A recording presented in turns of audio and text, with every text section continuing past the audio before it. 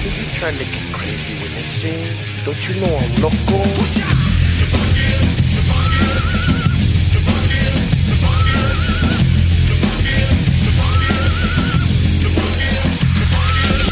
Sometimes you're lost and you have no idea which is the direction you should go. And I know a lot of kids that are probably facing that right now. And when it's hopeless in your current situation, just know that you know, if you give the chance to change your mind and instead of thinking of the negativity and just focus on positive things.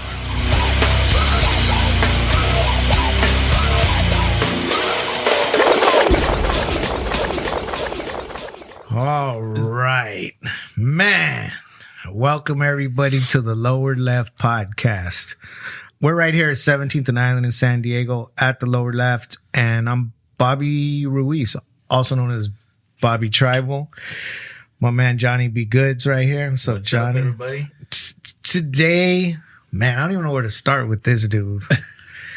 This dude is probably, I'm going to go as far as saying probably the greatest or one of the greatest, not just people, artists, friend that I know.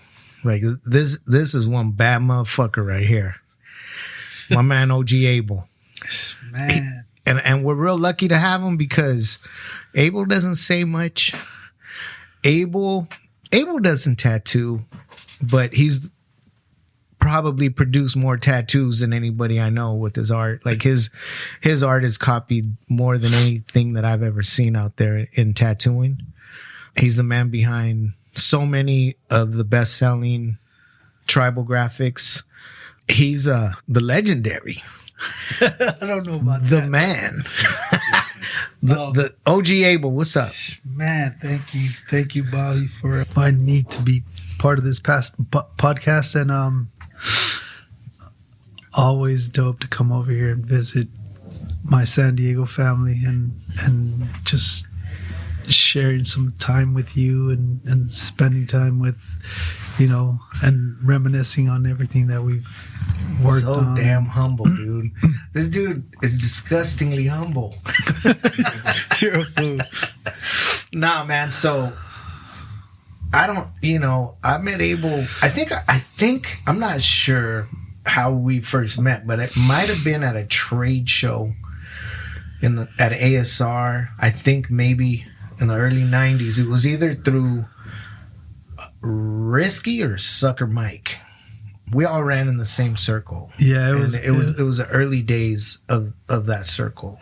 You remember? At that time, yeah, I was doing artwork for Kelly and Third Rail, and I'd go to the trade shows with them, and that's how I got introduced to you and all the guys and the tribal crew. And then after a while, it was just, man, it was crazy times. Yeah, good, the best times. Like, yeah, just incredible times. And so I guess, you know, we started some dialogue and we started communicating, and I was just like, you guys had all the break dancers and the DJs at the booth and the music. It was like the poppin' part of the trade show and where everything was happening. And I remember just seeing the B-boys get down and all the artists around too. That's where I met Dies and Zodak and the other guys too. The tribal crew, pretty much. Everybody. And it's crazy how time flies and where we're at now, and I mean where we were back then. We don't even know where to start this shit, huh? No. So fuck, dude. So I guess Abel and I, and this is gonna be about Abel, but you know, you're gonna hear it just because I got a microphone in front of me, like our little story too. So Abel's like, I don't know, we were on the phone or something, and we set it up where I was gonna go to his pad. I'm gonna go see Abel, and we're gonna talk about possibly doing a graphic for Tribal. And you know, we kind of, like I said, we ran in the same circles and we had a lot of the same friends. So he gives me his address, and I think I don't know what I was driving. Abel thinks it was like what was I driving? I think you had, at that time, it was a black truck. It was a Dodge. It was a Dodge truck that yes, ended up going to Dyes. The Ram. So Abel's Dodge like, he gives me his address, and here I go, like straight in the heart of South Central LA, like, and he tells me, he goes, hey, when you pull up, park and come in the house real quick, because they be blasting across the street. He lived across the street, was a park, right?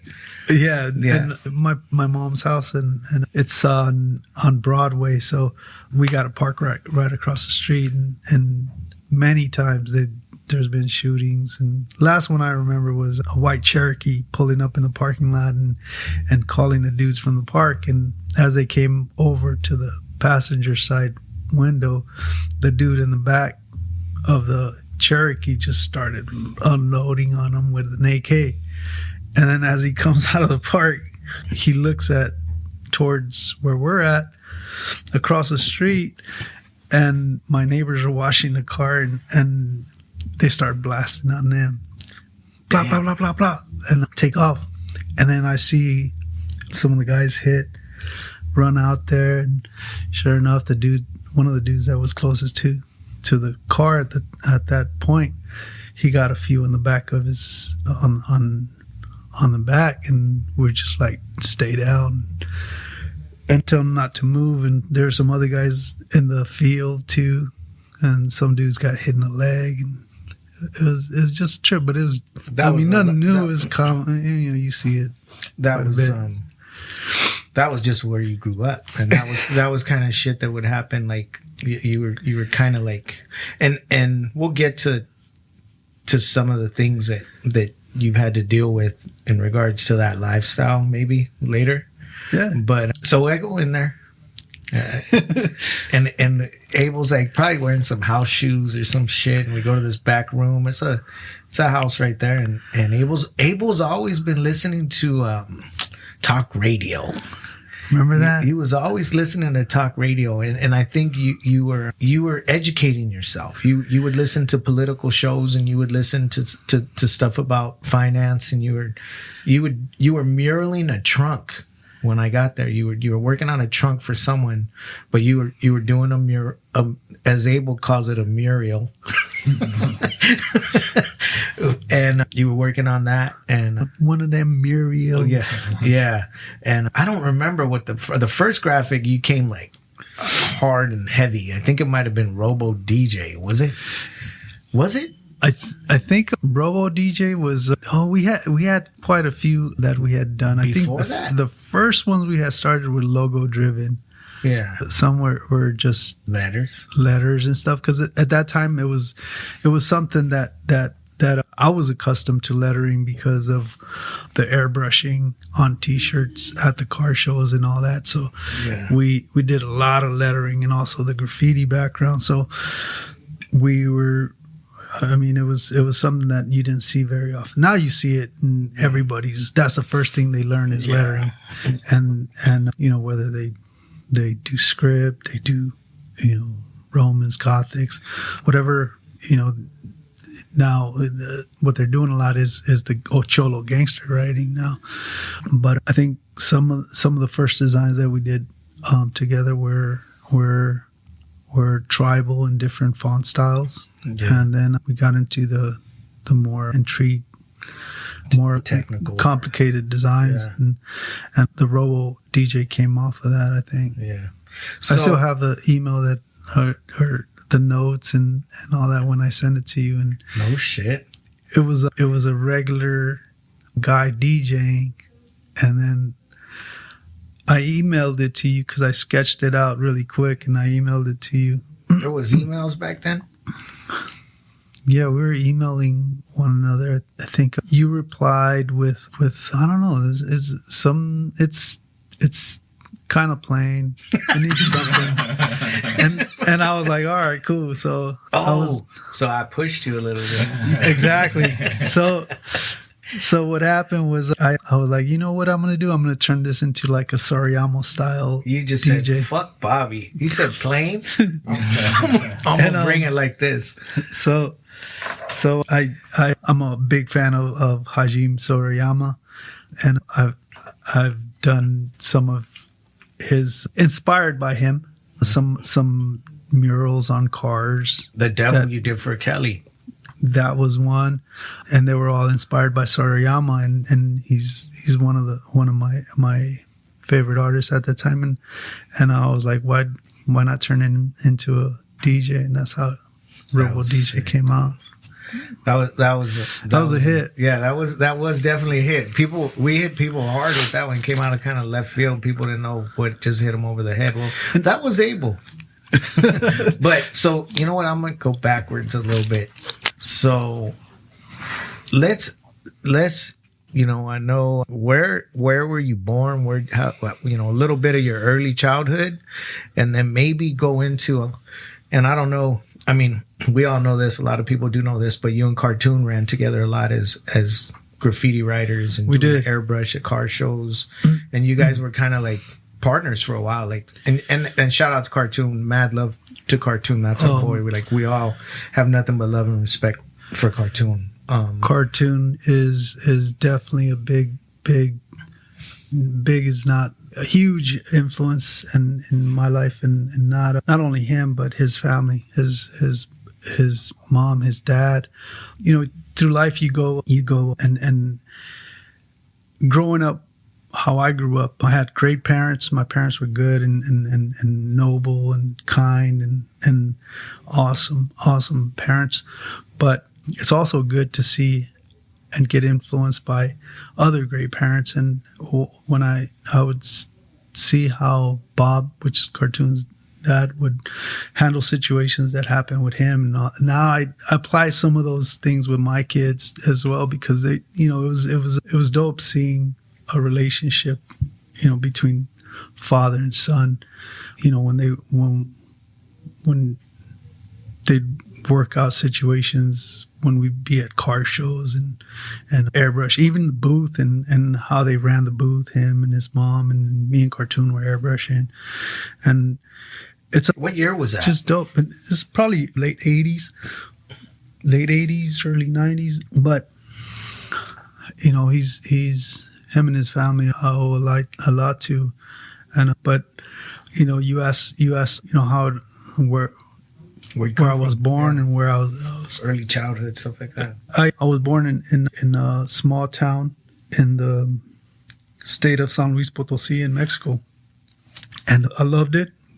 I was about 7 years old, so up to that point, I had pretty much been a normal Mexican kid with a slingshot around his neck and pockets full of rocks, killing birds, huilotas, and shooting at rabbits and conguitas, and roaming the hills and looking for horquetas for the slingshots, and just living, what normal kids in Mexico, in a small town in Mexico, do. And I never thought I'd end up in the U.S.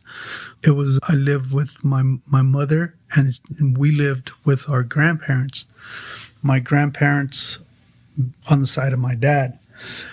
So we lived there. My dad was in the U.S. I didn't meet him until we got here, 7 or 8 years old. And I mean, we lived in the poor side of town. My grandparents on my mother's side, they were different. They lived on the other side of town, and my grandfather on her side was a businessman, entrepreneur, owned lands, and he was pretty well off. But my at that time, she was struggling to feed us, and something was going on with my dad here. I guess relationships go through stressful times, and so she decided to join him in the U.S. I don't know. She had heard something that was going on, or whatever goes on with a couple. How did you and get stuff. here? So, fuck telling the kids, right? So it's just like, you guys got to pack up early in the morning and just bone out. And so I remember the night they went for us. It was my grandfather, my mom's dad, that picked us up and took us to the city, where we caught the bus to TJ. So middle of the night, they woke us up, and then we ended up getting on a bus to TJ. And once we got there, we were like, throughout the trip, we were like, "Where are we going, Mom? Where are we going?" But in Spanish, ¿Dónde vamos? And she was like, "No, vamos a acá." And like, vamos a Acapulco, because at that time there was a telenovela that was playing on TV. I guess it was Lucia Mendez, and she was walking on the beach, and it was supposedly in Acapulco or something. And we were like, we want to go to the beach, to Acapulco. Let's go. We're kids.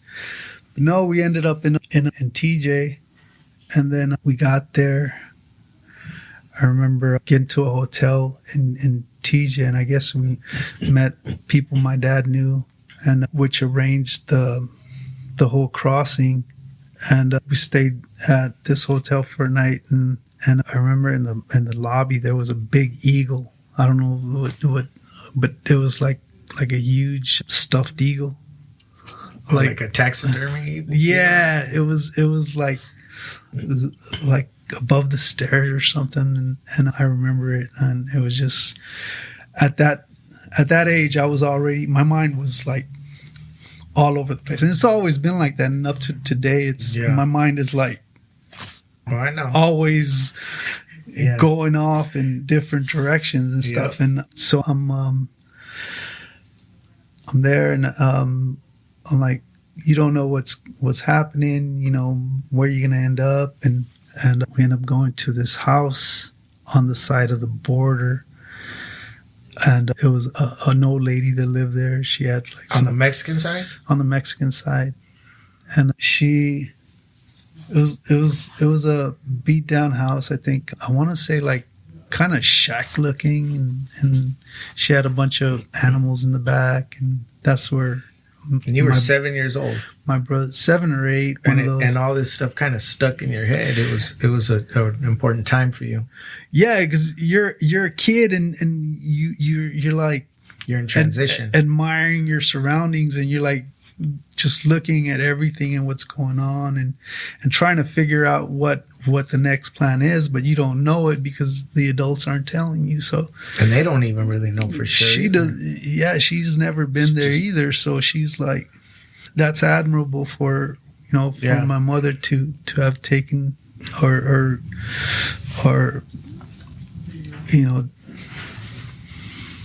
taking that step to bring us for the sake of saving her family, her marriage, or whatever, securing our future. American dream.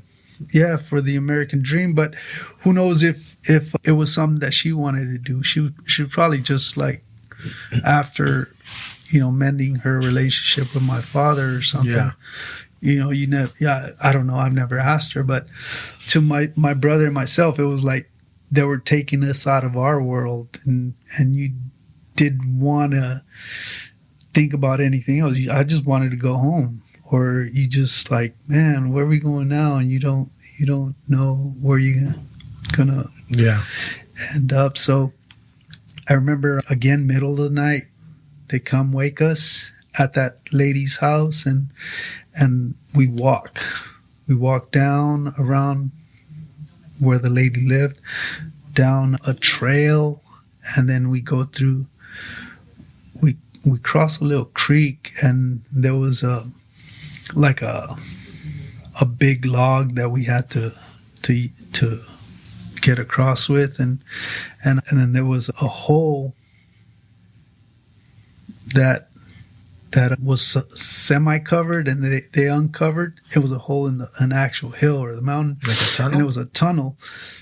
Once we snuck in there, the tunnel was 7, 8 years old. The water was up to my like knees, so I guess it's like a foot of water in the tunnel. So we're walking through there, and it's pitch black, and the coyotes had matches, so they were lighting the way with matches. They'd light a match, and we keep walking, and then the match will go out. And then how long was the tunnel? You think? How long you think you were in that tunnel? I want to say tunnel was probably like, for a kid, it was probably, for me at that time, it was probably like a mile, but it was in reality, it's probably like a half a block or something. And all your siblings were also with you? It was my brother Chewy, and myself and my mom, and there was another lady that was part of the group, and there was a few other people, no kids though. So we're in that tunnel, and then finally, like way off in the distance, you could see a light at the end, and we're just walking through the tunnel, and we're holding hands, and we come out, and we go around the side, and we walk through this dry creek thing, and we hear the helicopters. And the helicopters are like circling ahead, and the coyotes were like, duck! And like, when we tell you to duck. So just so people know, coyotes are the Mexican people that help undocumented people cross. They could either be Mexican or American, but a coyote is the people that usually get paid to help people cross the border. Okay, go ahead. Sorry, I just wanted to kind of so people I don't know what going rate was back then, but I hear. Yeah, now it's crazy. Now it's like thousands, $6,000, $7,000, some crazy. Shit. So we're walking, and the helicopter shows up, so we're all diving on the brush, and you know we managed to hide from it, and then we keep walking, and there's some it's like a farm, and they had chile planted on it, and we're hiding in the. It's a trip to me how you remember this shit. It's crazy. I mean, I don't remember shit that I did like that. It was when I was 7, 8 years old. I remember little things here and there, but you're telling me about creek beds and tunnels and chile plants and eagles and shit like this, like and the pad where you were at and the whole fucking cruzada. Like, how the hell you remember all this shit, it's a trip because dog? Because it's embedded in my. But I've known you well enough and traveled with you enough where I know how your head works, and all of a sudden you light up and you see something, or you get an idea, or you find an inspiration, like, oh, and then you just kind of freeze for a second. But you were that little kid too, I guess. It's a trip how it just something that I remember so vividly and so clear. Because we went through the chile farm, and then across the freeway, and then we tried to sneak over some. You crossed the freeway. Yeah, wow. That's crazy. We crossed probably the 5 right there in San Isidro. We crossed it, and the coyotes warned us. They were like, "Come on, we got to cross it and fast because people have died here." So we crossed it, and then we tried to hop over a fence at an apartment complex, and the people that were living there shouted back at us, and we crossed the freeway. Then we got to the chile plant because get it right. Yeah, correction. Because when we tried to hop the fence, we went back into the chile thing, the hidden within the chile plants, and kept walking more down the apartment complex. Then we finally managed to climb the fence, and we got into the garage area of the apartment complex where they parked the cars. There was cabinets up at the top, and that's where we hid in the cabinets. And then oh shit, in the morning, because this is at night, this is middle of the night, so in the morning a car pulled up, and they got us out of the cabinets, and everybody jumped in the car. Someone in the trunk, someone in the back seat, and we rode to a house, and they kept us in the backyard. Still in San Diego.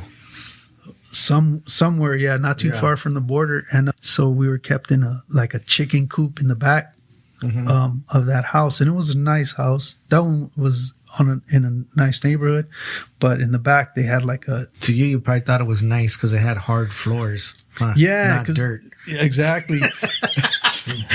And Wow, this is like not a it dirt had floor. grass in the front yard, Yeah, and I was like, concrete oh, and shit. All Yeah. that luxurious stuff. all that. They had running water. Oh my god. And we didn't have to go get water from the well. That was Yeah. another thing. I grew up, not having indoor plumbing too in Mexico. So we were just straight bicycle kids. And, Yeah. and I know what it's like to get water from a well and Shit in a hole. yeah, in the outhouse in the back and, in the Yeah. corral. And so we're chilling and we end up, If you want to call that chilling.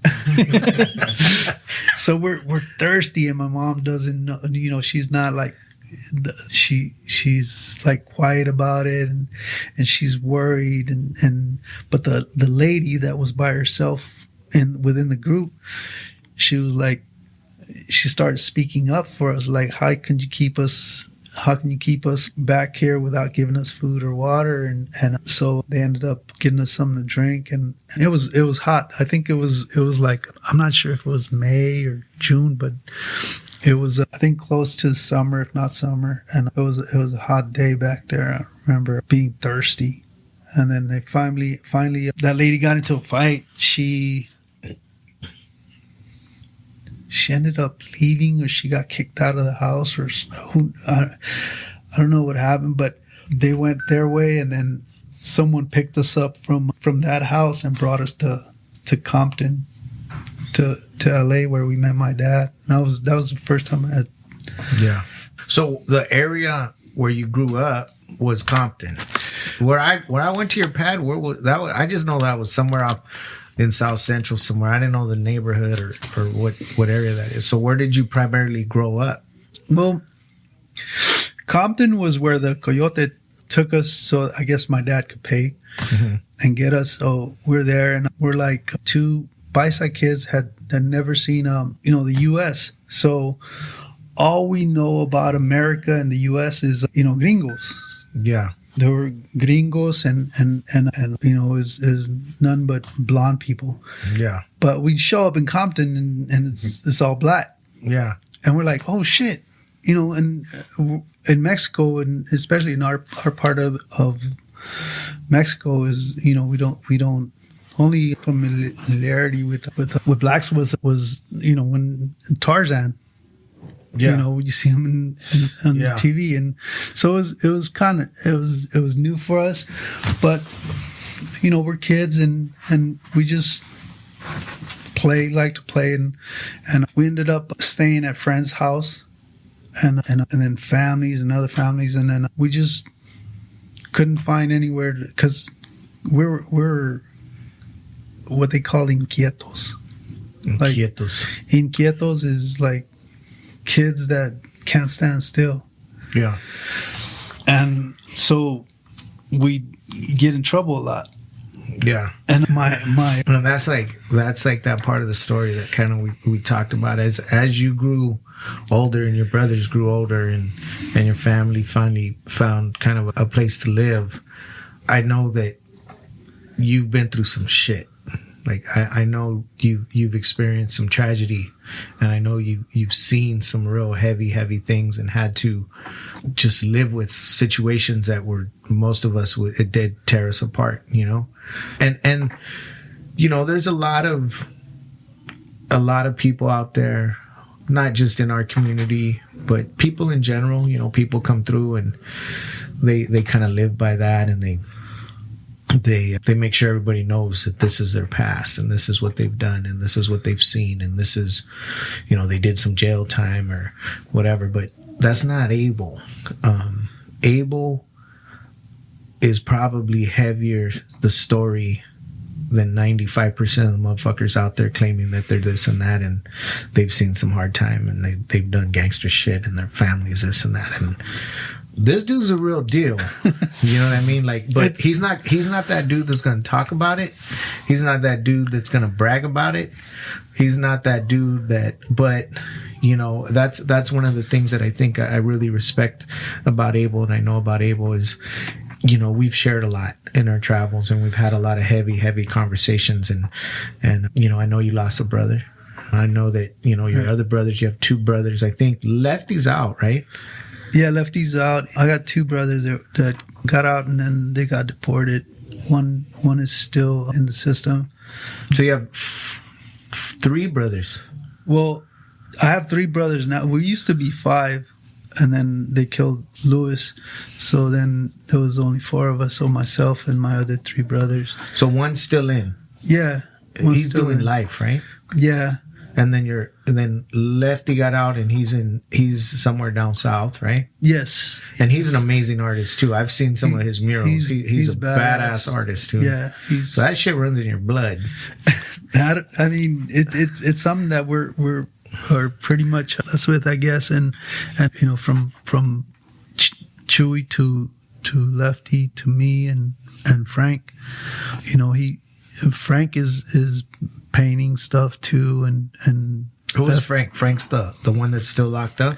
Frank is another one of my brothers that got deported. Uh-huh. And you know, I don't think I met that one.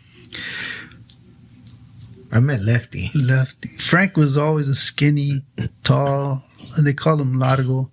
Mm-hmm. But I mean, we've all been, we have great parents, great parenting. They try to keep us in line, and you know, sometimes, you know, kids come out hard headed and we don't listen, and we like to learn the hard way. And where we grew up is just, you gotta adjust, and you gotta learn how to deal with shit, and sometimes you were a product. I mean, it was your environment. It was your surroundings. It was things that you had no choice but to deal with, and to go to certain schools, and to walk down certain streets, and to try to get home, and to try to you know, make friends and things like that. And that's just part of, I think, the community that you found yourself surrounded with. So then, let's fast forward. I mean, this can go all over the place, but I know you were into graffiti. Like, that's a lot where your art kind of is that kind of like where you really started taking art a little more seriously, was when you started doing graffiti and airbrushing and shit? I think it started way back when I was in Mexico. Yeah. I remember the first time I went to my sister's first grade, or my sister's first grade or second grade. No, I believe it was her first grade class. My older sister, because I have an older sister, and I sat in her class, and the teacher was like, want me to show you how to draw a fish? And he took a circle, and then he drew an X, and he had me draw a circle and an X and repeat it. And once I got good at drawing a circle and an X, then he taught me to put them together. So I put the circle with the X and then formed a fish by closing the one of the end of the X. And it kind of like opened my mind to what you can create with just a simple object like a circle or an X. You can create just shapes. How to animal. You transform a circle and X to an animal. So I was kind of like, oh, that's the shit. So I guess that's what started me down that path. I don't know, but I somehow just with throughout my childhood, you know, artwork was something that I would go to as a shelter, like, or something, or to get away, or to stop thinking about certain things, and maybe not dwell on negativity so much, because negativity was all around us. But you can create whatever you want with art, and so I guess it was, we can draw whatever we wanted to, and we can. It was like an escape. It was exactly. It was like a hobby, and it freed your mind, and it gave you a different focus. Just as you're doing your work, like you'd focus on something else other than the bullshit that was around you, or the stress, or the problems, or whatever. So it was kind of like a release, and kind of a way to kind of. Yeah, and at this point, when you're a kid, you got no control. You the only thing you got that you can control is your creativity, I guess, when it comes to holding a pencil to a paper and do whatever you want, because you have that was heavy, dude. You kind of caught me off guard with that one. That was good. Yeah, that was cool. So you, I occasionally get, yes, right. But you can't control the agenda for the week or for the month when you're a child and you're supposed to just follow whatever the adults say, and they go on about their business and try to bring home the bread and pay for the bills and the light and keep food in the fridge. And it's so where did it go when you got we got a long ways to go, dog. So from Compton we ended up in South Central, and so that's where was that pad that I went to. No, that was we had just moved to that pad in late 80s. So where in South Central were you? We're on 92nd and Figueroa, where all the prostitutes are, between Hoover and Figueroa. Hoover is famous for being what it is, and Figueroa is famous for prostitutes. So we'd be walking to school, and you see condoms on the floor, and ladies of the night walking during the day too. Yeah. And I guess during that time, that was, I guess, Jimmy Carter, and there was a lot of issues with a shortage of gas. So I guess the economy wasn't so great back then. So you had turning tricks and shit for gas for whatever they had to do. Things were hard back then, I guess. But I remember, my pops standing in line, waiting at the Union, the 76 gas station, and sometimes they'd run out of gas, and that was memorable. And, I remember, and it always Then I was like, what the hell is going on in the world? What was happening in America back then? So it's a trip how we think that kids have no idea or just into their own thing, but you know what? These kids are recording things, and they're some kids more than others. They're just sponges, like sponges, and that's why everyone who, like, if there was adults that did me wrong when I was a kid, I'd never forget. I'm like, man, and that's why nowadays, when the Catholic Church decided to not pursue action against some of these priests that were doing all this crap to the kids, and it was kind of like, man, what the hell is going on right there? It was like you kind of lose respect for establishments and institutions and things like that. But it was a trip. South Central was I still have a lot of friends that went to school with me, and you just, I'm not sure if I wouldn't change anything that happened in my life. Yeah. But at that time, I was like, man, why did I have to be like this? Why can't I be like the kids on TV? Why can't I be born to somebody like this? Or why do we have to go through this? Why?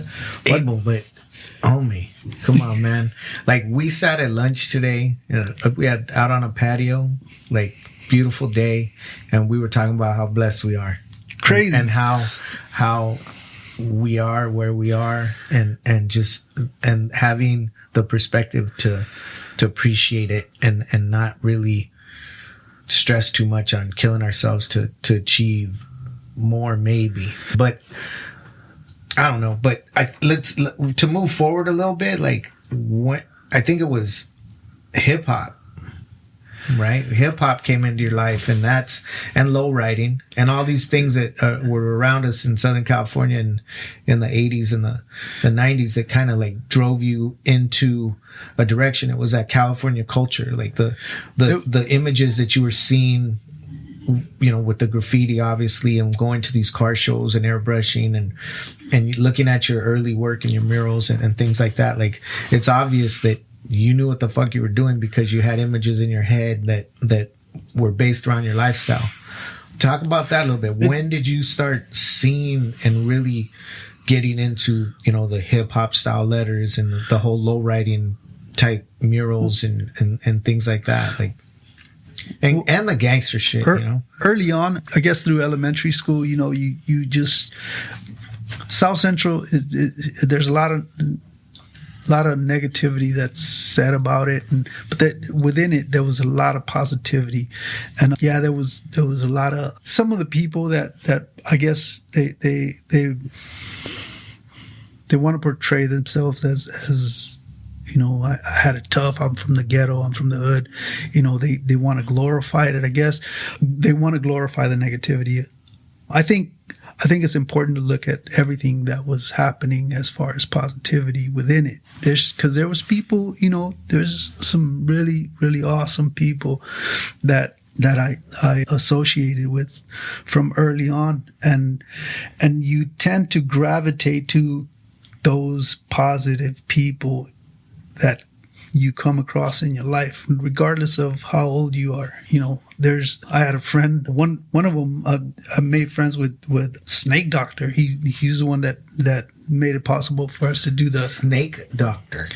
Yeah, he was a homie of ours that So he had a shop, Rastafarian, had a shop on Vermont and 93rd, and he let us spray paint on his building, and you know, considered him my homie. What's a Snake Doctor? Snake Doctor, I guess, was his name within his Rastafarian okay. I thought community. it was like somebody that fucked with snakes. And I never asked him, but he was just a cool. So that's after. But that was like once you started doing graffiti. Yeah. And So, things like that. So he embraced a lot of the kids' talent, and he was like, hey, I got walls, so you know, you guys, you know, do my walls here, and you know, we'll work on getting the permits for Crenshaw Wall and stuff. That was later on, but also there was the influence of the music. That's what I was going to say. The music. Yeah. Early on, you know, when you had a Tom Tom Club, you know, with Genius of Love. When I was in the 5th grade when that song came. Yeah. Rappers came Delight, out. stuff like that. Rappers Delight, Grandmaster Flash, Furious, you know, I mean, shit. Good Times, Lashik, and White you know, Lines. just Yeah, White Lines. Yeah, all that Don't stuff. do it. It's like a jungle sometimes. Yeah. You know, it's all that. It's that the whole movement. It's so uplifting, I think, and it of course you can look at the drama and make a big deal out of it and all that, but there was also dope shit, and that's what we come from. You know, we come from the whole soul of it, from the like Pac said, we're the rose that grew out of the concrete, and there's an example of that in many of the kids that came out of South Central and did something with themselves, you know, and as far as the bad stuff and, you know, the shit that went down, you know, you can look back and dwell on it and get depressed about it and all that, but there's no time for that. You gotta continue on and realize that we only have those of us that are still here. You know, we got a short time left. Yeah. Especially from now. I mean, you know, we've lived more than what we have left. Yeah. So it's time to make that change. Not the way you've been living. It's time to make that change Yeah. if you haven't made it already. Yeah. You know, and invest in your future. I think I was lucky to come out of some bad choices that I made early on and be where I'm at. Who knows, maybe because of, you know, people that I met along the road that I decided to take as mentors or influencers, and by observing them and getting and noticing their good habits and noticing the difference between their bad habits and their good habits and what what they. That's one thing I've always noticed about you, Abel. Like you're a very observant dude. Like whenever we would do things or travel or go to trade shows or work together or just sit at a desk or whatever, you were a thinker. Like you would watch and you would think, and I think you would always observe. And it took you, obviously you worked with Kelly at Third Rail, you worked with Sucker Mike, you worked with of course we worked together, and then you were able to start your brand, and you were very, very successful with it. And I know that, and one thing that I tell people about Abel is Abel's way better with his money than I am. Like Abel's very sharp, and he invests well, and he's smart. Like when it comes to like investing his money and making good choices and real estate. And I know you do stock market, and besides that, like I said earlier, like you're a vegan now. Like I know you've been a vegan for a while, and you look good, Holmes. Like you look really healthy, clear minded. You've done all this shit, but I know that this guy's like trying to get him to say something. You're not going to hear this dude ever brag about himself. You're not going to hear him say, look at my shit. You're not going to tell him, you're never going to hear him say anything like, fuck that dude, fuck that. Like he's extremely humble, but his talents are like, I know the tools that you're able to work with and that you've mastered, obviously a spray can, an airbrush, you've worked with acrylics, a pencil, fucking beast in Photoshop, Illustrator, and now you're fucking with oils. And I'm looking at your work now and the painting that you're doing, that you've been posting, like, what the fuck is this dude doing? Like, to me, I'm looking at, and I think, being that, you're not a youngster anymore, that you're working on a masterpiece. And people don't know what a masterpiece is once you've established yourself kind of like as a master.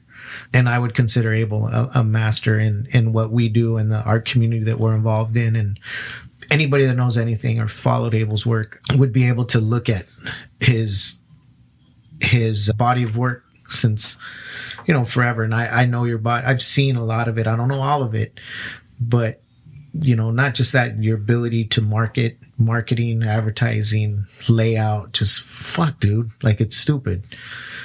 And to look at these paintings now where you're doing some amazing shit on oil. Like I would consider this painting, like we talked about it the other day. I'm like, that's like I said, a true masterpiece. Like maybe the series that you're working on now is you're starting a body of work that is, and they're bigger pieces, right? How big's that king and queen piece you're working on right now? That one's 36 wide by 48 tall, and I chose that size because it was a little challenging. I could do a smaller piece and get it done a little faster, but I wanted to challenge myself. And the impact that you'll get with a piece of that size, right? Yeah, so far it's been well received, and I think. Is it finished? Almost. Did it take you? Well, so far I probably have a good 30 to 40 hours in it. It's not bad. Not too long. Of course, my day-to-day activities at work are run from one end to the other, and covering the whole aspect of the business. How did you figure? So you taught yourself how to work in oils. Like who are your, like, which artists do you look up to, and that you look for inspiration, and that you look, because people are looking at you, like I said earlier, your designs, your drawings, your concepts have been tattooed probably more than anything that I've seen, especially like your Money Rose, your king and queen, your the king that's the guy and the chick that are skeletal, like all kinds of stuff. You just see it like everywhere, all over the world. Like, and you don't even have a flash book. People are digging through your shit and finding it and tattooing it, and but I think you're working on a project right now, right? Like, yeah, with our boy Franco. Shout out Franco. Frank. That's our boy Viscovi. Franco and I and everybody at Bishop, we've been working on something to release. We were supposed to release it last year, but I keep changing my mind on the direction of the book that's accompanying it. And I think I got it, and hopefully it'll be out soon, and you guys could enjoy it. And I think it's good because you're, all these people that are using your work, and they'll tag you in it and give you credit, but maybe it's cool to get paid off of it too, like to sell a flash book and to be able to maybe do a book tour and distribute the book, and I'm sure it'll be really, really successful, and I'm excited to see the book. But go ahead. It's a trip how I mean, at first it was a little weird when you mentioned about people tattooing my work on skin, and I wonder if they think I get mad or I get offended by it and all that. It offends me when somebody takes credit for it and they try to pass it on as their own, and that's kind of shallow for a person to do that. It doesn't take much effort. See how he does that? See, he won't say they're fucking idiots or fuck those guys. He was very, very kind. He said, it's kind of shallow of them. See? That's Abel. It's not you won't hear this dude talk shit about anybody. It doesn't. I'll do it for you. It doesn't take much effort to say, hey, this was influenced by this person. I don't expect to get paid for it, and I do it because I love to do it, and if I could live on just people giving me credit and all that, it's cool. But I mean, I have a business to run as well, and it's very appreciated when they give me credit back for using the art. But also, I mean, I appreciate when they support it and buy something out of the site and just wear a t-shirt or hat that we do, and it's pretty dope. I'm so fortunate to have gone through everything that I've gone through, and I think if I could go back and change anything with what happened in my life or what I went through and all that, I wouldn't change a thing. The only thing I would do is try to influence the people that I love and be the person that they needed at like your that brothers, time. primarily. Yeah, right? so that they can enjoy some of what comes with a little bit more attention and investment in yourself, and whether it's looking at other people that influence you or searching for knowledge in books. Or so who has influenced you artistically, like, and I'm looking, and I know that you said Soriyama, and who else, like, were you like, oh man? Frank Frazetta was a early influence for me as well too. He did a lot of the posters for some of the movies out there and some novels, and he painted in oils on canvas. Then Boris Vallejo, but I think out of both of them, Frazetta was my favorite. But the people I walk hand in hand with throughout life, like Cartoon was one of, you, Risky, the friends that I've shared dinner, breakfast, lunch with. We've had some good ones. And it's hard to just pin it down, because as a person, you can't just have one person that you get all year.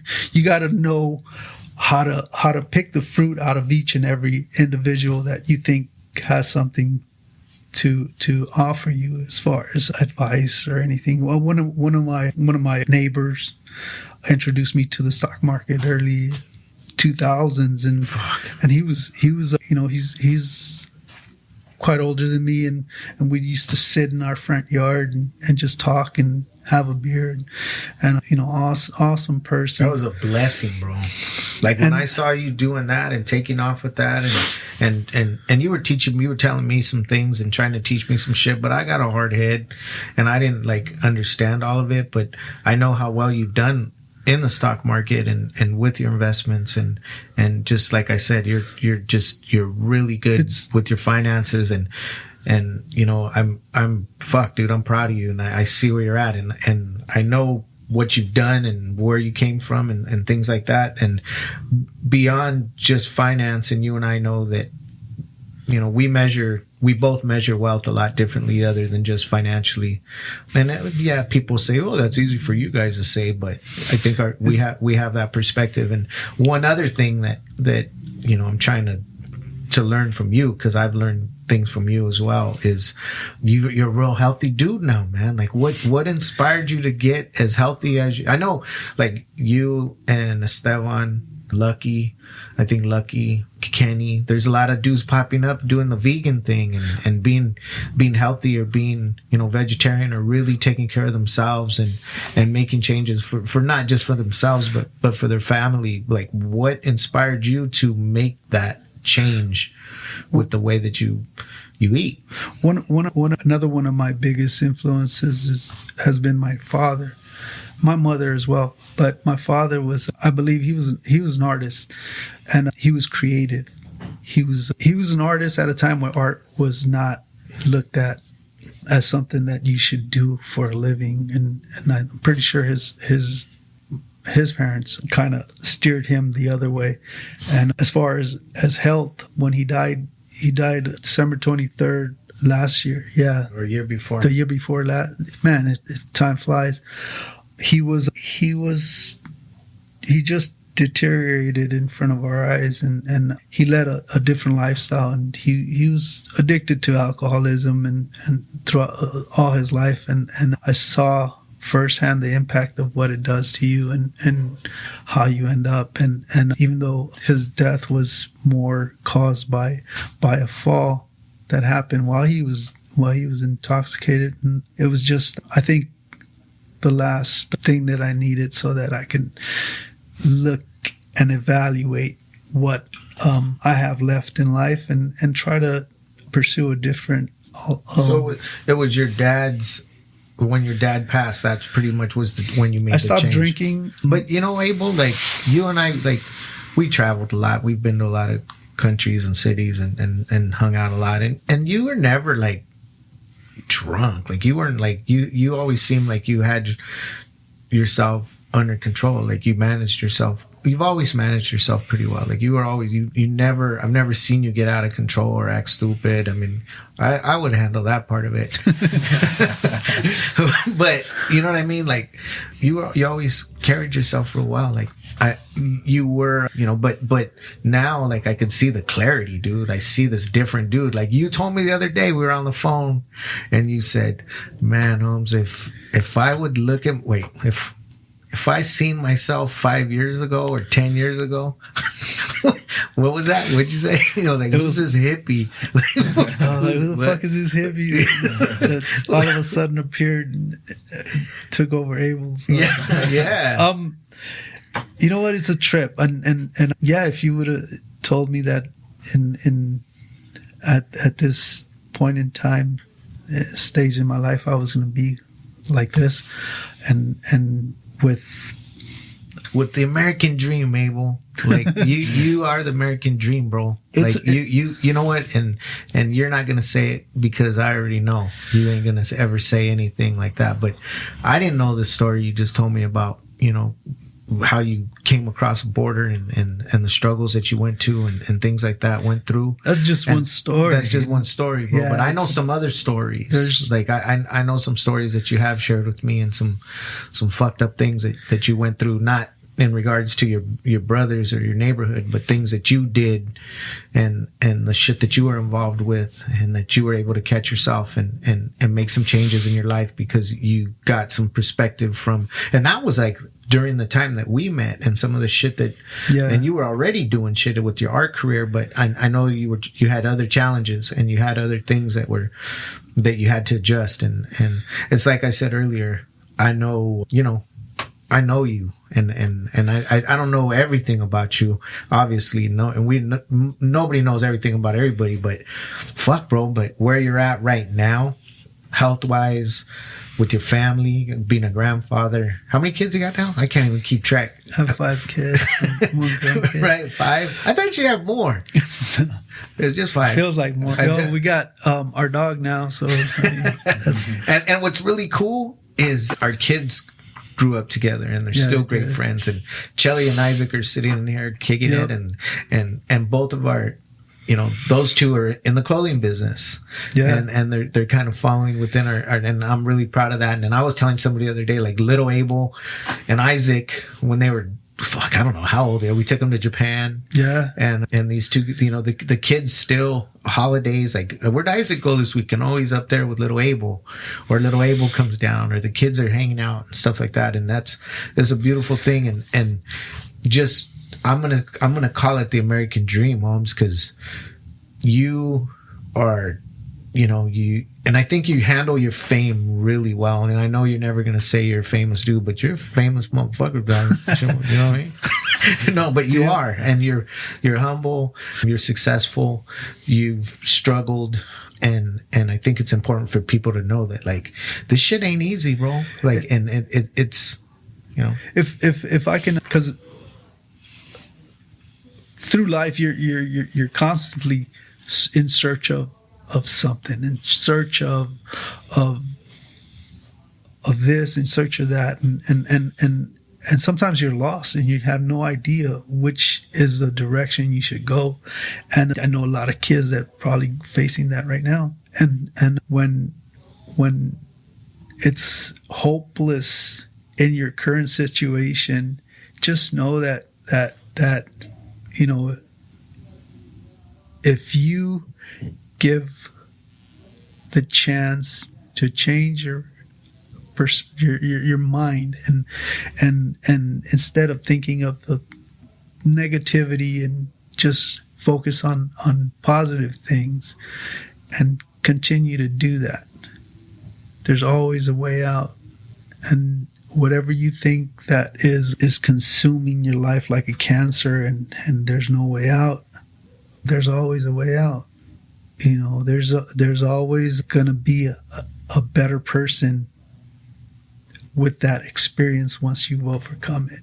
Yeah. And that's what makes us grow and adapt, and facing these challenges. And I think I'm very blessed to have gone through a lot of shit, and not only as an individual, but our family, everything we've gone through.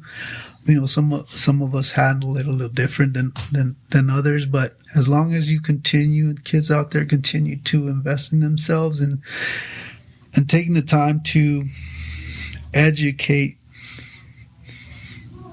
themselves on how to change your future, the direction, the trajectory, the mentality from pessimist to optimist. You gotta open the windows, let the light come in. Yeah. Can't stay locked in and sheltered and in the dark. You gotta go outside and Scared. and face life, face whatever it gives you. You're gonna overcome it. Unless you face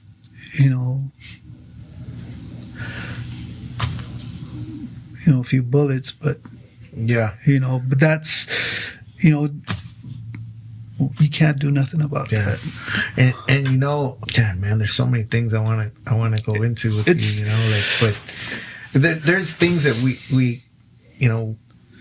we've touched on, but people know you also beyond a graffiti guy, but you were, and I don't know, do you still mural lowriders, and did you enjoy that, and how long did you do that for? Like, I think that really helped establish you as an artist also, right? Like muraling some murals. Yeah. How I started muraling was I guess I was like 17, 18. We had done graffiti up until that point, and then we went into airbrushing. You and Toon. Cartoon was the one that brought me in, and we had gotten into a fight where he got mad at me. He was pissed off at me because we went and did a back cover for Car and Driver magazine, and he took off with the photographer, and he left me there, and I ended up writing all over the walls and tagging them all up and all over Redondo Beach. And well, not all over. I mean, I don't want to get. But I was all caught over. It's okay. I caught a few tags. I'm not gonna send you to jail. And some property, and so the photographer got in trouble. And what were you tagging back then? What was your tagger name? At that time, it was Sphere, and so they get back. I leave with Cartoon, and we leave, and then he calls me about 3 days later. And he's like, you fucking asshole. You wrote all over this property. Now they don't want to pay me and shit like that. And I was like, damn. And so he was pissed off. So he didn't talk to me for a long time, for about a year or two. And then a year goes by, and he's like, he hits me up. He calls my house, my mom's house. And we had just moved to that house. Because I was still living, when I met Cartoon, we were still living in the apartments in South Central on 92nd and Figueroa. And we hit it off back then because he was just somebody that I looked up to because he was so good. He was just an incredible artist at that time, at that age. And I hadn't met anyone at that point that was like doing circles around what I could do. And so he was somebody that I still admire to this day, and so he got mad at me, and then we stopped talking to each other, and he starts airbrushing, and then I think I got a job as a busboy at a German restaurant, and I get home, and then my mom tells me that he called, and then we get on the phone. He's like, what's up? Long time. I got this thing going on, and I was wondering if you wanted to help me out. I got a shop over here in Torrance. And so he convinces me to go out there, check out his shop, and introduce me to the airbrush and taught me how to use it. And that's how we ended up airbrushing. And then from the airbrushing, we do the car shows, the T-shirts, and at the booth at all these car shows, and just tour all Southern California up to Central Valley to all the way to New Mexico. Bob was taking you guys to all the car shows. Yeah. You were setting up booths and airbrushing T-shirts and doing like letters and things like that, and people's cars on their shirts and shit like that. We load up a bobtail truck and all the compressors, the T-shirt boxes, and everything. If anybody has any of those shirts, please send them to me. Pictures, either the old Abel shirts or the old Cartoon shirts, like Rhodium swap meet. Yeah, if you have any of that shit. Back when Steve and Dr. Dre were putting out mixtapes over there, it's crazy. But we went from airbrushing T-shirts to cars. We started muraling cars, and at that time, the muralists that were doing murals on lowriders were doing like fantasy art and Vikings and shit. Yeah, like a lot of the Frazetta work. And I started. I dig the fantasy art too, and so I started mimicking Frazetta's work, and then Soriyama came out, so we started like combining that, and then with the lifestyle and the street lifestyle, and it just influenced a bunch of other artists from there. So you guys developed a style. So now you see a lot of the airbrush art kind of mimicking what we had done early on. And how many cars do you think how many cars and trunks do you think you've done murals on over the years? I haven't kept track, and which was your favorite? But I haven't kept track of the amount of trunks or murals that I did, but at the end of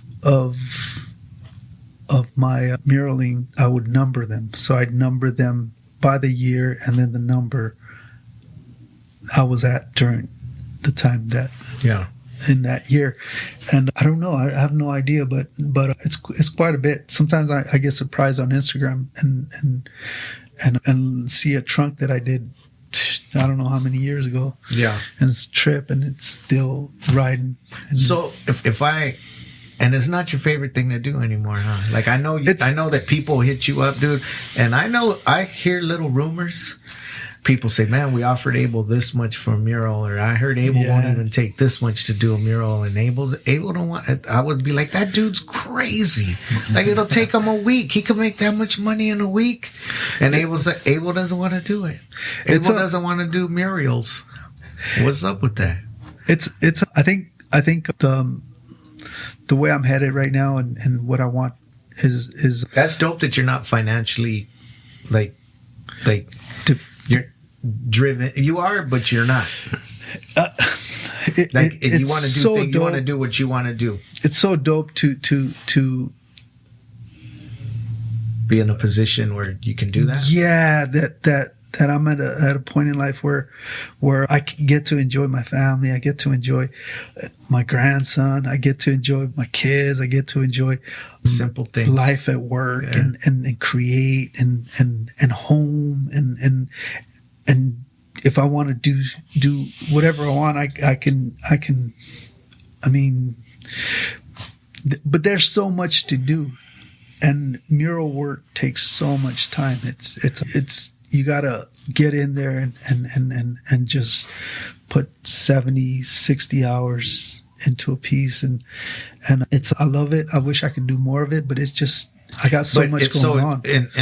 And there's, you may not be doing something, but I guess you pick and choose your projects. Like if it's the right car, if it's the right person, if it's something that you feel good about, or you're like, you know what, I like this project. I like what this guy's doing with the car. Yeah. I got a lot of respect for the way this guy builds cars, or then you might do something. That's exactly the point for some. And then others, like some special projects, it's like, you know what? It's for him. It's for, you hold this person. You and I have like people and icons that we. It's got to be super dope. So I gotta think about that one. And sometimes it's a little intimidating because you want to do the best that you can for that person, and it's not just for the money. It's you. Yeah, but these dudes and you and I kind of know what we're talking about, kind of underneath all this. But these are the dudes that you want. It's like a collaboration. It's like a collaboration, and you know that this is going to become. And some of these people, they're like, they're probably hit up, I don't know how many times a day. Hey, can you endorse my this, or give me credit for this, or give me, just acknowledge that I exist or something. But they're probably bombarded with people that but I mean, I try to, they're just human like me and you, and I think they're appreciative that you're not conveniently just hey, because you're this, I'm gonna do this. It's kind of hypocritical, I guess, too. So what form of art do you right now? It looks like you're having fun with the oils. Oils, and you said you're just learning. Oils, I tried a while back and I couldn't get it. I was like frustrated, and I was like, I ain't got time for this, because they're a little more. It's wet on wet, right? Is it? It's you can approach a work a few different ways, but the way I figured it out is to just dive in and make a bunch of mistakes and try and paint. Don't be afraid to make mistakes.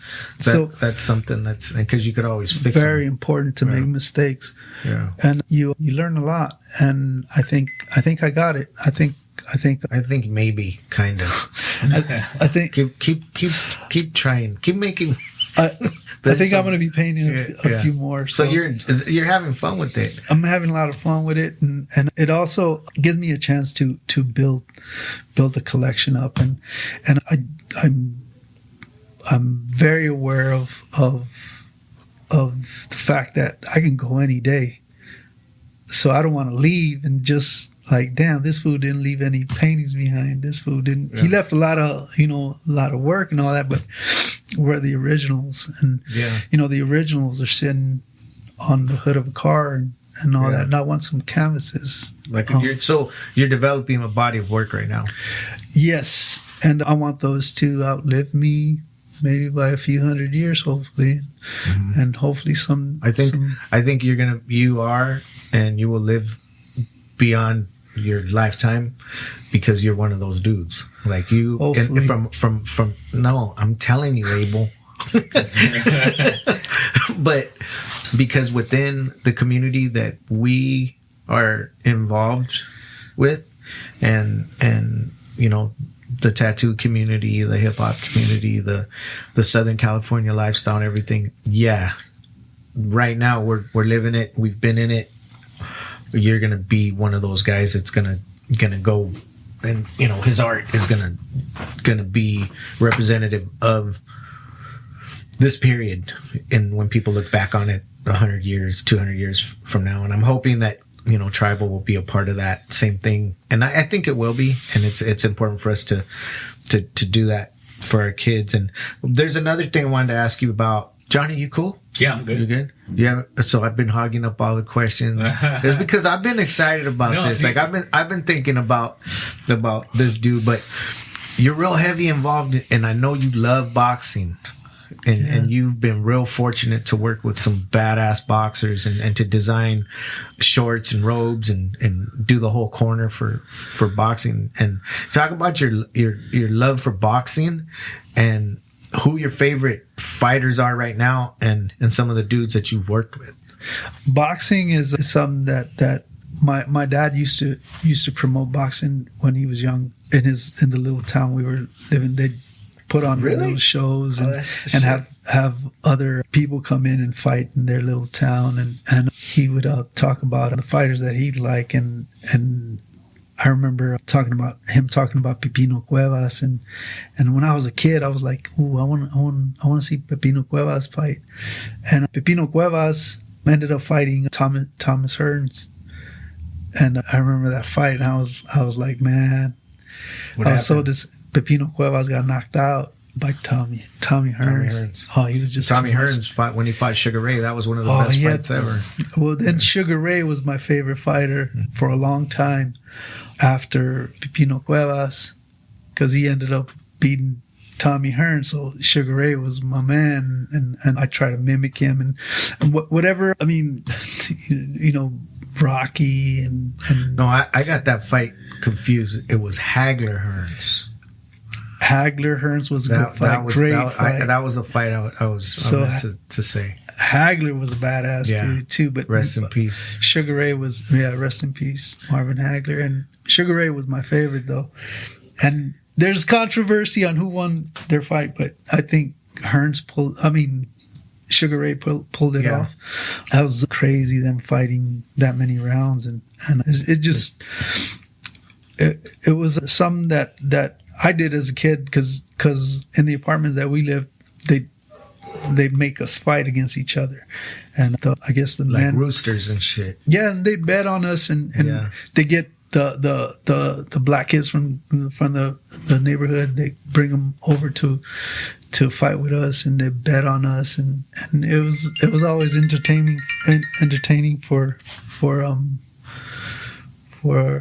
them, I guess, and I mean, I wasn't like one of the better ones, because I just probably didn't know how to throw the punch correctly and threw out wild and stuff, but and I also had my nose bleeds all the time. I remember, we would. Homie, I would go to your room in the morning. You see how crooked it is? We'd be somewhere and you'd have 2 tissues up your nose and it'd be like, hey, what's wrong, bro? He would always be getting these nosebleeds. And it was crazy because when you get into a fight, even if you won, it was you look like you lost because your nose is just gushing blood all over you and shit. So yeah. So which fighters? Who are your boys? Like which are the fighters now that you've been able to work with? And I know Abner Mades, right? Abner Mades was the first fighter that we went heavy into. Designed their shorts. He had I have a friend that was he would design their shorts prior to us and he hit me up. He was like, "Hey dude, you want my fighter to wear your shorts, or you want to design these shorts for this fighter?" And I was like, who is it? And he told me Abner Mades, and I started looking at him and researching him, and it was pretty cool. Met him and we hit it off, and I did pretty much all of his outfits up until his last fight. I think Who did I just see you? That it was like last week or 2 weeks ago. Some guy came out and you did his shorts too. That was Oscar Valdez. Yeah. Oscar I met through Abner too. Abner brought Oscar to the warehouse to our warehouse when Oscar was still a kid. He was amateur, and he was getting ready to go to the Olympics. And so I met him, and he was just a kid. And he's still a kid, compared to me. But he was like in his teens, and they got a few T-shirts and all that. And when he became pro, Frank Espinoza and his son Frankie Jr. hit me up and asked me if I would do his Oscar's shorts, and I did them ever since. So I designed his outfit for every fight up until his last one, which, man, not a lot of people gave him a shot at beating Burchelt, and I mean, it was so dope to see all that hard work and knowing how this kid prepares for fights and how serious he takes his career. And there's a lot of fighters out there that they like the party life, and they get stirred the wrong way and too much of Who's your favorite fighter right now? My favorite fighter is... I know it's a tough question for you. It's a tough question. Of course, Oscar. He's my boy. But out of the pound for pound, considered top pound for pound fighters out there, I think you got Canelo, Terrence Bud Crawford, and you got Errol Spence Jr. Out of those, you got Lomachenko. Lomachenko is super dope. He's so... How about... Go ahead. Vasil Lomachenko is a super awesome person. A lot of people say that he's a little cocky and this, but you know what? He's so down to earth. His family, his dad, it's just so humble. I mean, I've worked with him for a long time, and I stopped doing his outfits because he was offered big money to get sponsored by these bigger companies. That even happens with b-boys, Yeah, like it happens all the time, But as I think right now, I mean, it just the sport of boxing has got so much talent, and it's a trip to see them build himself up from, for example, Oscar that I met, as a kid, teenager, and she's We could have a conversation about boxing for a long time. We've always talked about Ryan Garcia, and you told me what'd you tell me? Like, he sticks his chin out too much, someone's gonna catch him. I was like, man, I get a little, and they caught him the last fight. Yeah, he's a dope kid. He's a good fighter, fast as fuck, but he's gotten to be. I think he's a little too verbal. Like he's real cocky. I know that that's part of his character, and he is an excellent fighter, great fighter. He's fun to watch. He's fast as fuck. I don't know how I feel about him fighting Pacquiao, and I hope Pacquiao's getting paid a lot more than Ryan Garcia if that fight actually does happen. But I don't know how I feel about that. Because obviously I'm a Pacquiao fan, and I wouldn't we've met Pacquiao. Yeah, we've been on the same flight as But I think we could do that forever. But I think we got to cut it because we're already like almost an hour and 40 minutes into this. Oh snap! Yeah, but. Man, dude, we could talk about so many. I have notes of shit I wanted to talk about you too. Like, let's do it again. So many things. Let's do it. And if is there anything that you want to say, or is there anybody you want to shout out? Is there anything that you want to close with or say? Just thank you and the whole crew and always welcome. And just being that awesome friend that I can. That's just a phone call away, and always, brother. And let's keep making memories, and then let's work on making what we got left. Memorable one with the families. With the families, live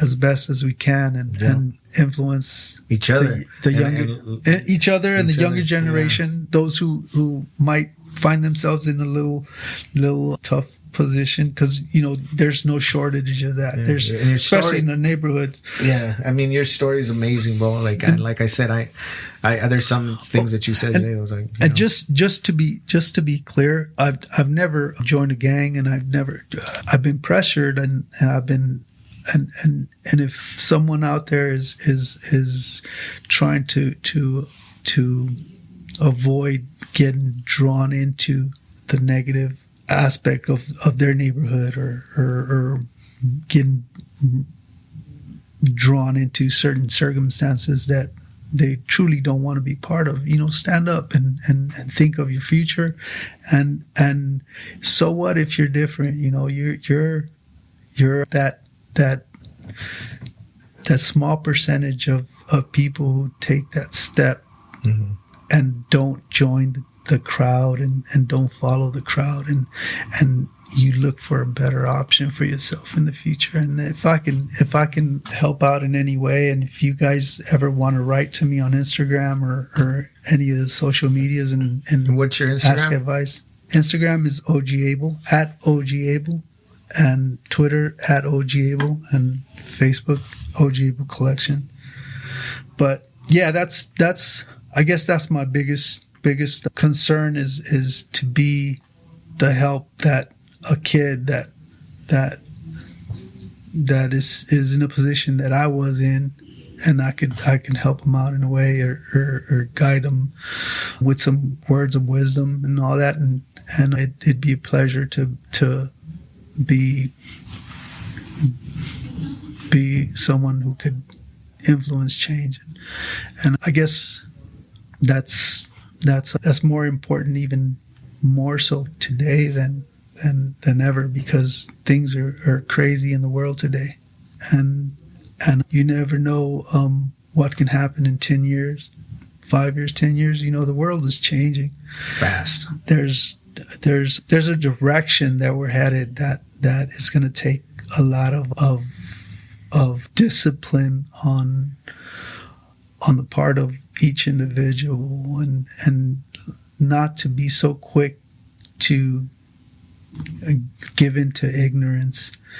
And that's with all the racist crap going on and dividing us and all that. It's childish and ignorant, and I think we're bigger than that, and just try to live out the short life that each one of us has, and live it as a peaceful and positive individual. Right on, man. Well, like I said, man, you're an inspiration. The American dream again. I'm going to say that one more time, because you are, man, and we're all real proud of you, and you're an amazing individual, a dad, just a friend, an artist, like, that goes way beyond, and you're very, really, really humble dude, and you're down to help kids and give back. And Johnny just, we couldn't get Johnny to shut up.